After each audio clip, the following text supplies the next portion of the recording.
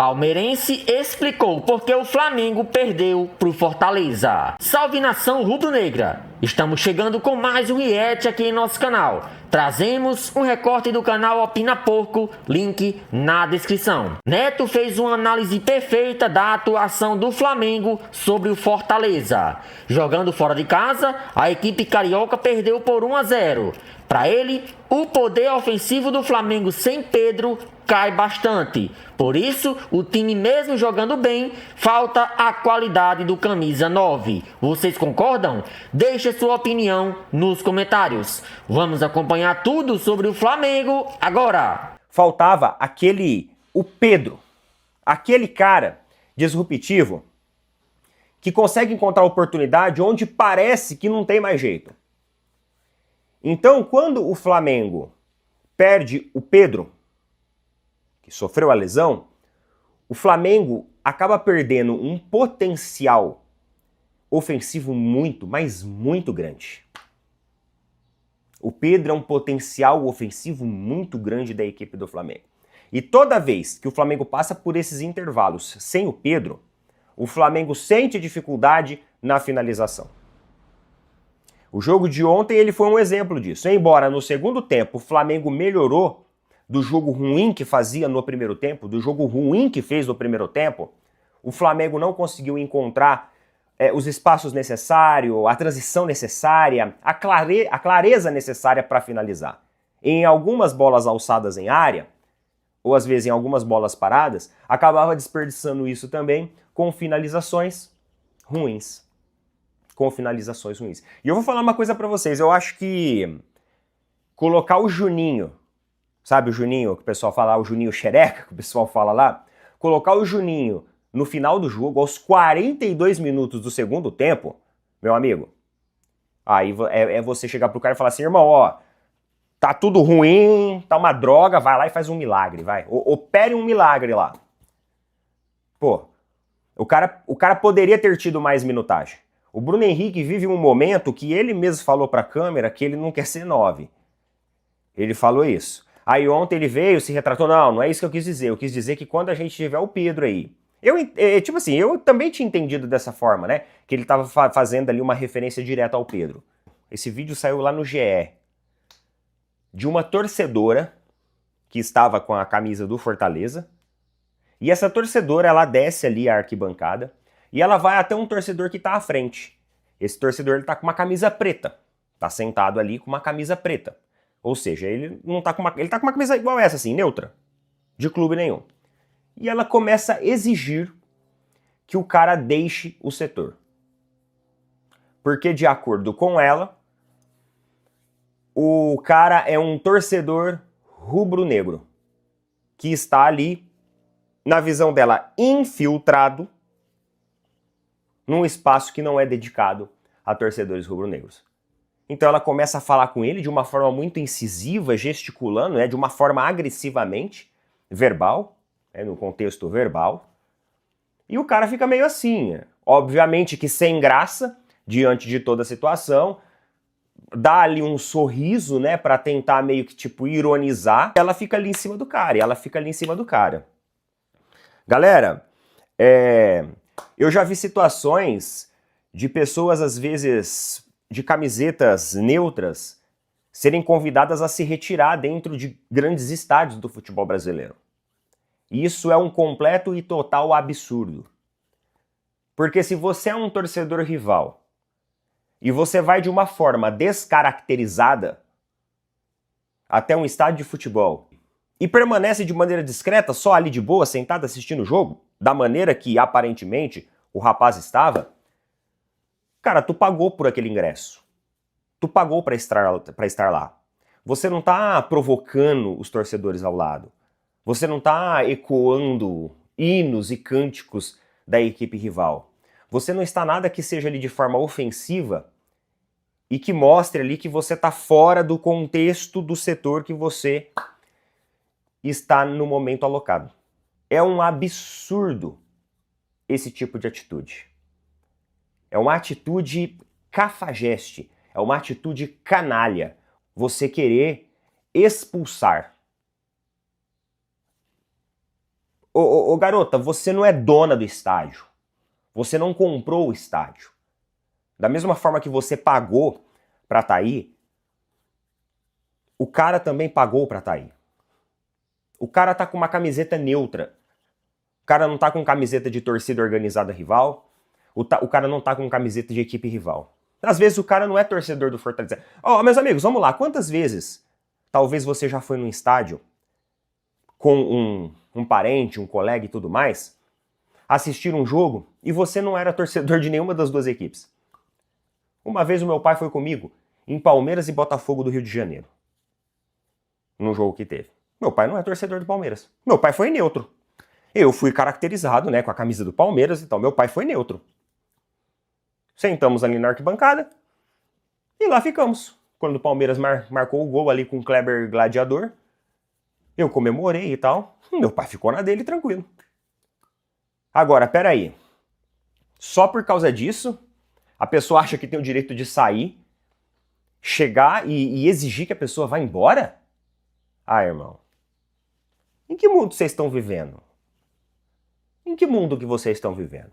Em que mundo que vocês estão vivendo que o dinheiro de vocês dão o direito de fazer isso? Em que mundo que vocês estão vivendo que o dinheiro de vocês vale mais para você exigir que o outro que pagou também pelo ingresso saia de lá? Numa teoria da conspiração de que o outro não seja um torcedor do Fortaleza. E se ele for um torcedor com um perfil mais discreto? E se ele estiver acompanhando um torcedor do Fortaleza? E aí, qual que é o problema dele sentar para assistir um jogo de futebol com uma camiseta neutra? Isso resume a vida inteira dele? Sendo ou não um torcedor? Atitude ridícula dessa moça aí que passou uma vergonha e ainda foi filmada. Essa atitude dela. Uma atitude ridícula. Eu teria vergonha de ser filmado numa situação dessa. Passar um exemplo desse para todo mundo. Eu teria vergonha disso. É umas coisas, cara. Olha, vou te contar, viu? Tem que ter paciência. E meus amigos, vamos lá. O que o Abel vai fazer hoje? Ó, eu coloquei em uma inteligência artificial para ela fazer análise com base em todo o histórico do Abel Ferreira no Palmeiras.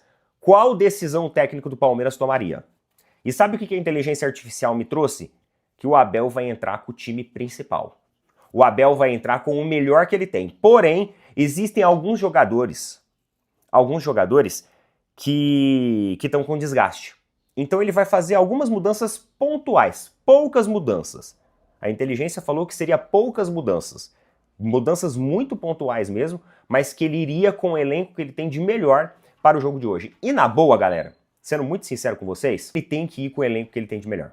Eu acho que ele precisa ir com o elenco que ele tem de melhor. A gente sabe da dificuldade do jogo de hoje, a gente sabe da qualidade técnica que existe do outro lado. É um técnico que consegue fazer boas leituras, ele já provou isso várias e várias vezes. E tem um outro fator agravante para o jogo de hoje, eu considero agravante. O Cruzeiro não é aquele time que está em 10º colocado na tabela, 12º colocado. O Cruzeiro é uma equipe que quer ficar no G4. O Mirassol, campanha maravilhosa inclusive, venceu ontem. O Mirassol venceu ontem, então o Cruzeiro ele tem que ficar esperto. Porque ele pode, eventualmente, perder essa 3ª colocação que ele está hoje, até mesmo para o Mirassol. Porque nós temos ainda 10 rodadas que irão acontecer. Então, é muito importante que o Cruzeiro também tenha um resultado satisfatório no jogo de hoje. Então, nós não estamos indo lá contra um adversário que já garantiu a vaga na Libertadores, tá tudo certo, os caras já estão ali, né, em velocidade de cruzeiro, já tão tranquilo, em ritmo, como diria o Silvio Santos, em ritmo de festa. Não. A gente encontra hoje um adversário que também pode perder posições, um adversário que também tem as suas ambições e os seus desejos na competição. Então é muito importante que o Palmeiras hoje performe bem. Outro detalhe, pessoal, o Palmeiras não viaja. O jogo vai ser em São Paulo. Estamos jogando hoje no domingo. Segunda, terça, quarta para se recuperar. O jogo é só quinta-feira no final da noite. Então nós temos uma margem boa de recuperação. Na minha opinião, o que a inteligência artificial falou é isso. Nós temos que ir com o time que nós temos de melhor. Com o time que é produtivamente mais ofensivo. E eu já vou puxar um paralelo com o jogo de ontem, do Flamengo. O que faltou no jogo de ontem do Flamengo? Vamos lá. No segundo tempo, dos 20 minutos, 15 minutos para frente, o Flamengo começou a pressionar o Fortaleza. Os últimos minutos do Fortaleza, o Fortaleza ele foi pressionado pelo Flamengo. Só que faltava um poder de finalização do Flamengo. O Flamengo vive um momento curioso e, ao mesmo tempo, preocupante no Campeonato Brasileiro de 2025. Depois de emendar vitórias empolgantes, como contra o rival Botafogo e frente ao então líder Palmeiras, o time carioca sofreu uma derrota que serviu como um balde de água fria. Em partida válida pela 30ª rodada, o Flamengo foi batido por 1-0 pelo vice-lanterna Fortaleza, em pleno estádio da Arena Castelão. Com isso, o rubro-negro chegou a acumular 10 pontos perdidos, apenas contra adversários da parte inferior da tabela da Série A. Essa derrota para o Fortaleza não foi apenas mais um tropeço. Para o técnico Felipe Luiz e para o elenco, o jogo representou um desempenho abaixo do esperado. Uma derrota pesada, nas palavras de quem convive com o vestiário. O Flamengo entrou em campo com os olhos voltados para encostar ou até ultrapassar o Palmeiras na briga pelo título, mas falhou. O placar de 1-0 pesa ainda mais quando se analisa o adversário. Um time que luta contra o rebaixamento com desempenho limitado, que marcou um gol e soube segurar o resultado. Esse tipo de revés, contra equipes que teoricamente deveriam oferecer menor resistência, acende um sinal de alerta dentro e fora do clube. No pós-jogo, jogadores e comissão técnica admitiram a má atuação. O time teve dificuldades em impor seu ritmo, demorou para entender o jogo do Fortaleza e não conseguiu reagir como esperava. Alguns atletas apontaram a falta de intensidade e movimentação como principais problemas. O zagueiro Jorginho resumiu bem o sentimento do elenco ao afirmar que todas as equipes que enfrentam o Flamengo parecem fazer o melhor jogo do ano e que é preciso estar preparado para superar esses obstáculos. Existem vários motivos que fazem desse tipo de resultado um problema maior do que uma simples derrota. O primeiro é a pontuação desperdiçada contra adversários que, em teoria, deveriam ser vencidos. Quando um clube da grandeza do Flamengo enfrenta times da segunda metade da classificação, há uma expectativa de vitória clara. Perder ou empatar com esses adversários implica falha de execução e fragilidade no foco. O Flamengo já havia perdido para o Santos, então 16º colocado, e empatado com Grêmio e Vasco, ambos em momentos ruins na competição. Somar 10 pontos perdidos contra esse perfil de adversário, quando se está brigando pelo título, cria uma lacuna que pode ser decisiva no fim do campeonato. Outro fator é que esses tropeços expõem inconsistência e falta de controle. Mais do que um acaso, revelam que o Flamengo ainda não encontrou estabilidade frente a rivais menos cotados. Isso pode estar ligado à preparação emocional, à motivação ou ao planejamento tático para cada partida. Além disso, esses deslizes afetam diretamente a briga pelo topo. Com o Flamengo estacionado nos 61 pontos e atrás do Palmeiras pelo número de vitórias, cada ponto perdido pesa como um tijolo na balança do título. Pequenas falhas acumuladas costumam definir quem levanta o troféu e quem fica apenas na disputa. A repercussão de resultados assim é imediata. Quando um gigante tropeça onde não deveria, o impacto vai além do campo.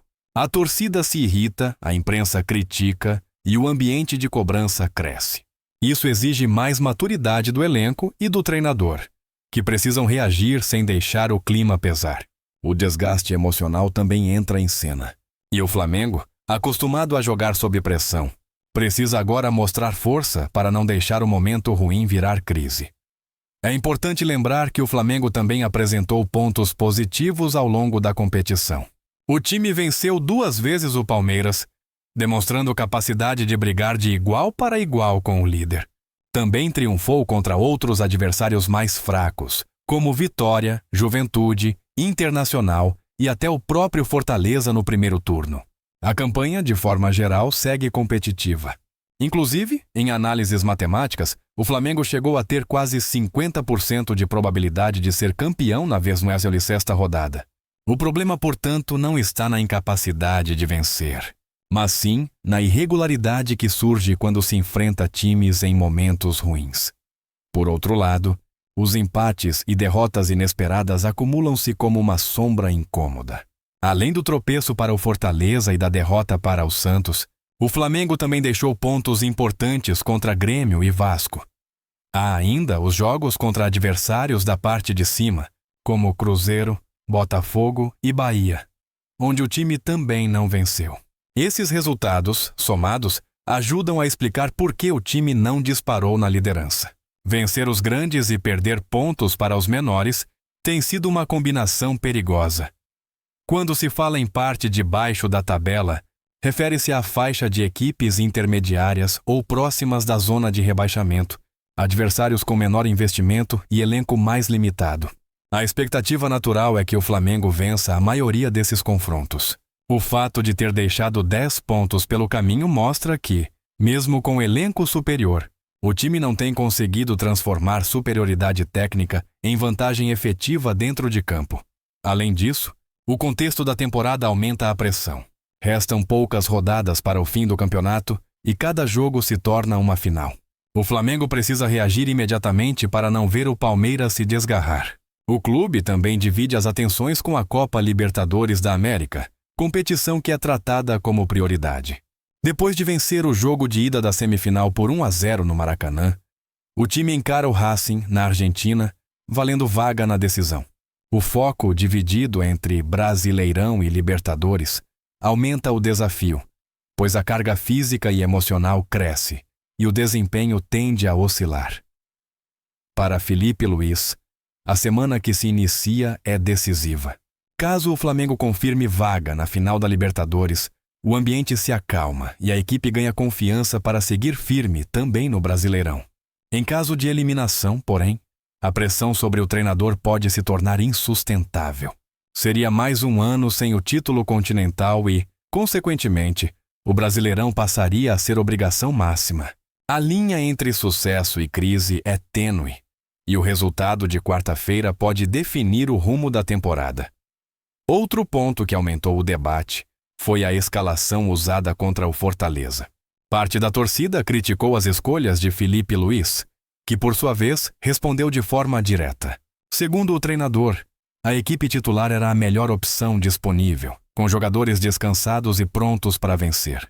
Ele reafirmou confiança nas suas convicções e disse que a torcida tem o direito de criticar ou elogiar, mas que o trabalho segue o planejamento técnico. A fala reflete um treinador seguro de suas decisões, mas também consciente do peso de cada escolha. O que está em jogo para o Flamengo neste momento é muito mais do que uma sequência de vitórias.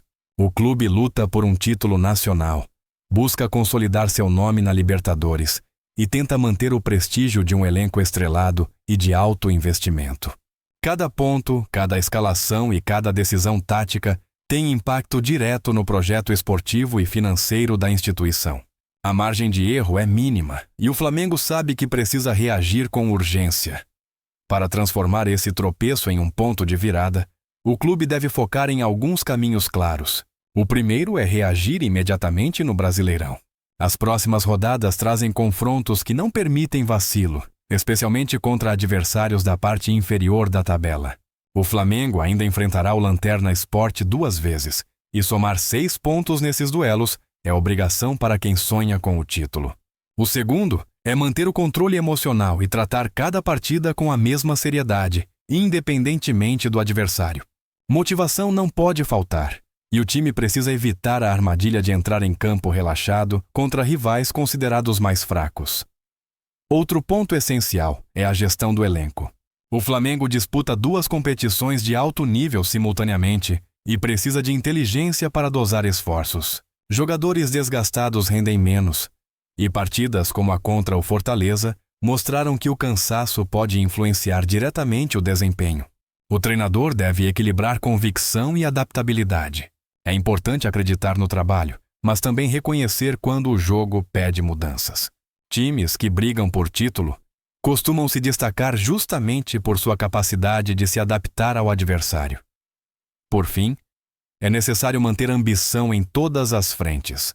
A Libertadores é um sonho, mas o Brasileirão não pode ser deixado de lado. Conquistar os 2 títulos seria o cenário ideal, mas para isso o Flamengo precisa provar que pode ser consistente em todos os tipos de confronto. Vencer os grandes e superar os pequenos. Com a mesma intensidade é a fórmula de quem ergue taças. Tropeço contra o Fortaleza e os 10 pontos. Perdidos para adversários da parte de baixo da tabela. Escancaram uma fragilidade que o Flamengo precisa corrigir. A equipe mostrou que tem qualidade para derrotar qualquer adversário, mas ainda sofre com irregularidade e desconcentração em jogos que exigem menos brilho e mais pragmatismo. Se quiser ser campeão brasileiro, o Flamengo precisa vencer o campeonato das pequenas batalhas. Cada duelo vale 3 pontos, e são justamente esses pontos desperdiçados que podem fazer falta no final. A boa notícia é que ainda há tempo. O Flamengo continua vivo na disputa e depende apenas de si para virar o jogo. A equipe tem talento, elenco e estrutura para reagir. A parte difícil é encontrar o equilíbrio entre o espetáculo e a eficiência, entre o glamour da Libertadores e a constância do Brasileirão. O desafio é grande, mas é exatamente nesses momentos que o Flamengo costuma mostrar sua verdadeira força.